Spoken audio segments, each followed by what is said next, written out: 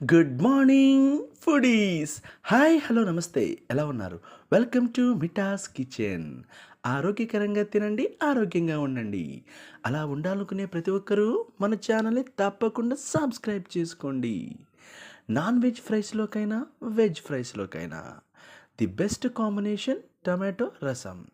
అది ఎలా తయారు చేయాలో ఇవాళ మనం తెలుసుకుందాం. ముందుగా అరకిలో టమాటాలని మెత్తగా వత్తుకొని పక్కనుంచుకోవాలి.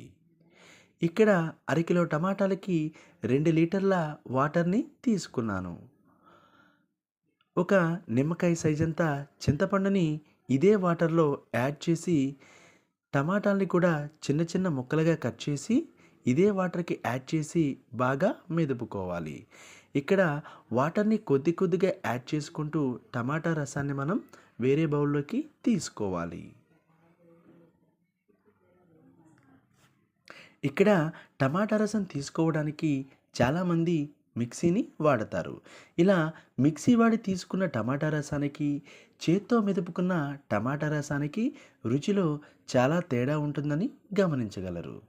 ఇలా చేత్తో మెదుపుకుని తీసుకున్న టమాటా రసం మాత్రమే రుచిగా ఉంటుంది.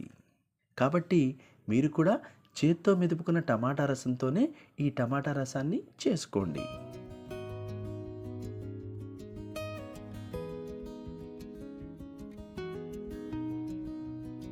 ఇలా పక్కకి తీసుకున్న టమాటా రసంలో తగినంత కారాన్ని మరియు ఉప్పుని కూడా యాడ్ చేసుకుని బాగా కలుపుకొని పక్కనుంచుకోవాలి. ఒక పాయ వెల్లుల్లి, కొద్దిగా అల్లం, కొద్దిగా ఎండు కొబ్బరిని కూడా కలిపి మిక్సీ పట్టుకొని పక్కనుంచుకోవాలి.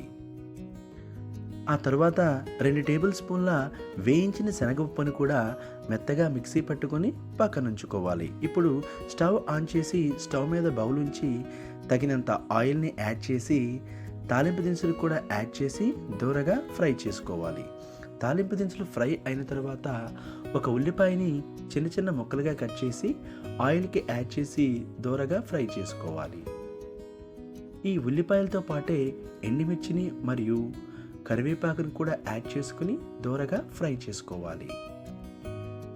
ఈ ఉల్లిపాయలు, కరివేపాకు దూరగా ఫ్రై అయిన తర్వాత మనం ముందుగా మెదుపుకొని పక్కనుంచుకున్న టమాటా రసాన్ని బౌల్కి యాడ్ చేసి బాగా కలుపుకోవాలి. ఇలా యాడ్ చేసిన తర్వాత ఫ్లేమ్ని హైలో ఉంచుకొని ఒక 10 నిమిషాల పాటు మరిగించుకోవాలి.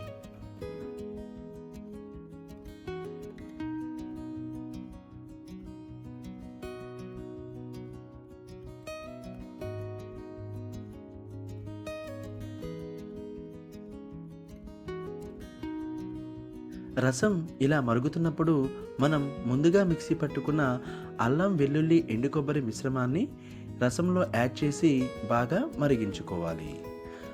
5 నిమిషాలు రసాన్ని మరిగించుకున్న తర్వాత శనగపిండి మిశ్రమాన్ని కూడా రసానికి యాడ్ చేసి బాగా కలుపుకోవాలి. ఇలా శనగపిండి మిశ్రమం యాడ్ చేసిన తర్వాత ఉండలు కట్టకుండా మనం గరిటెతో బాగా కలుపుకోవాలి. 10 నిమిషాల పాటు రసాన్ని మరిగించుకున్న తర్వాత కొత్తిమీరను కూడా యాడ్ చేసి స్టవ్ ఆఫ్ చేసి బౌల్ని కిందకి దించేసుకోవాలి. అంతే, ఎంతో టేస్టీగా ఉండే టమాటా రసం రెడీ.